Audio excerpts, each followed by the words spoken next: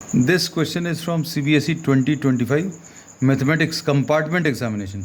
The statement of the problem says 4 students of class 12th are given a problem to solve independently. Their chances of solving the problem respectively are 1 by 2, 1 by 3, 2 by 3 and 1 by 5.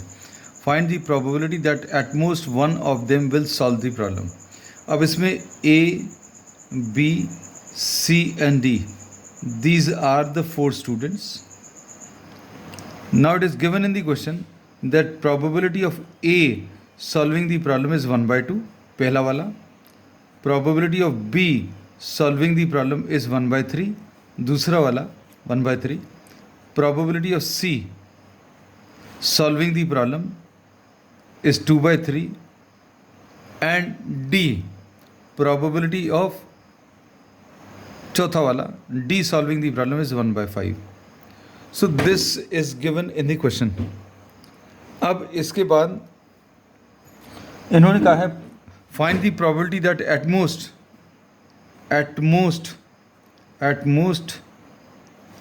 one of them solves the problem. अब इसका मतलब क्या है? इसका मतलब यह है ज़्यादा से ज़्यादा एक स्टूडेंट ही सॉल्व कर पाए. ज़्यादा से ज़्यादा एक स्टूडेंट ही सॉल्व कर पाए मतलब there may be chances that none of them solves the problem. ज़्यादा से ज़्यादा एक सॉल्व कर पाए मतलब एक से ज़्यादा नहीं होना चाहिए, एक से कम हो सकता है. एक से कम मतलब probability of none of them solving और probability of only one of them solving. ये हम लोगों को निकालना है. ये जो क्वेश्चन में पूछा था at most one of them solves the problem, ये अभी हम लोग 2 हिस्सों में निकालेंगे. None of them solves the problem और probability only one of them solves the problem. अब इसमें ए सॉल्विंग अगर 1 by 2 है तो probability of A not solving will be 1 minus 1 by 2, 1 by 2 आ जाएगा. Probability of B solving 1 by 3 है तो probability of B not solving 1 minus 1 by 3 आ जाएगा, जिसको सॉल्व करने पर 2 by 3 मिलेगा.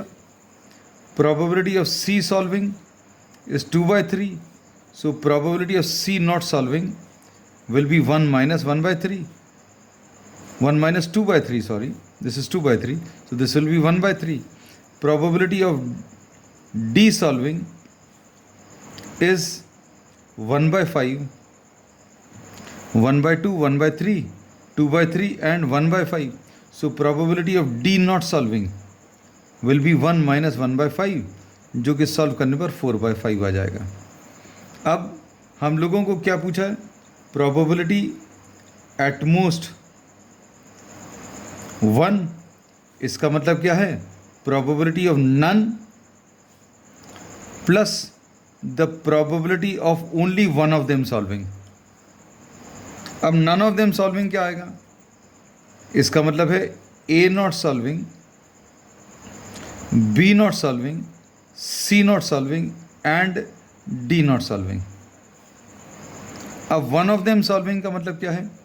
कोई एक अगर सॉल्व कर पा रहा है इसका मतलब यह है A not solving, B not solving, C not solving, only D solves. ऐसा हो सकता है सिर्फ डी ने सॉल्व किया, या फिर A not solving, B not solving, C solving and D not solving. अब इधर पर किसने सॉल्व कर लिया? सिर्फ सी ने सॉल्व किया. या फिर ऐसी पॉसिबिलिटी है A not solving, B solving, C not solving and D not solving, और probability of A solving, B not solving, C not solving and D not solving. अब ये हम लोगों को 4 प्रोबेबिलिटीज़ कैलकुलेट करनी है. अब ए नॉट सॉल्विंग कितना निकाला अभी हम लोगों ने? Probability of A not solving this is 1 by 2, B not solving 2 by 3, और ये सारे इंडिपेंडेंट इवेंट्स हैं तो प्रोबेबिलिटीज़ मल्टीप्लाई हो जाएंगी, क्योंकि A not solving and B not solving इसलिए multiply, and C not solving इसलिए मल्टीप्लाई. सी नॉट सॉल्विंग कितना आ जाएगा? 1/3 into D not solving 4/5 plus, अब इसमें probability of A B and C not solving, तो ये शुरू के 3 टर्म्स तो ऐसे ही आएंगे, 1/2 इंटू 2/3 इंटू 1/3. अब डी सॉल्विंग द क्वेश्चन, 1/5 है, ये लिख लिया, प्लस अब इसमें A not solving B not solving, मतलब 1/2 इंटू 2/3 तो आएगा. अब सी सॉल्विंग, सी सॉल्व कर पा रहा है, सी अगर सॉल्व कर पा रहा है तो सी के सॉल्व करने की प्रोबेबिलिटी कितनी, 2/3 है. ठीक, अब डी नॉट सॉल्विंग कितना, 4/5. अब इसमें ये भी हो गया, ये भी हो गया, ये भी हो गया. अब इसके बाद plus A not solving 1/2, B solving the question 1/3, C not solving 1/3 and D not solving 1/3 into 4/5. You simply have to substitute the values. आप खुद कर सकते हैं तो इसको खुद सॉल्व करें.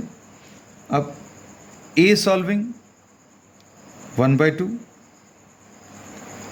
B not solving C not solving, B not solving C not solving and D not solving, तो ये कितना आ जाएगा, 2/3 इंटू 1/3 इंटू 4/5. अब इन सभी का एलसीएम 3 3 ज़ा 9, 2 ज़ा 18, 5 ज़ा 90,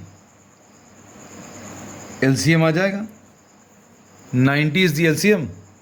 ऊपर नंबर्स क्या आ जाएंगे, 2 4 ज़ा 8 इधर आया, प्लस 2 इधर आया, प्लस 2 2 ज़ा 4, 4 ज़ा 16 इधर आ गया, प्लस 4 इधर आ गया, और 2 4 ज़ा 8 इधर आ गया. तो 8 into 10, 10 and 20 is 30 and 8 38. So the answer to this will be 38/90, which can be further solved to 19/45. So this is the answer.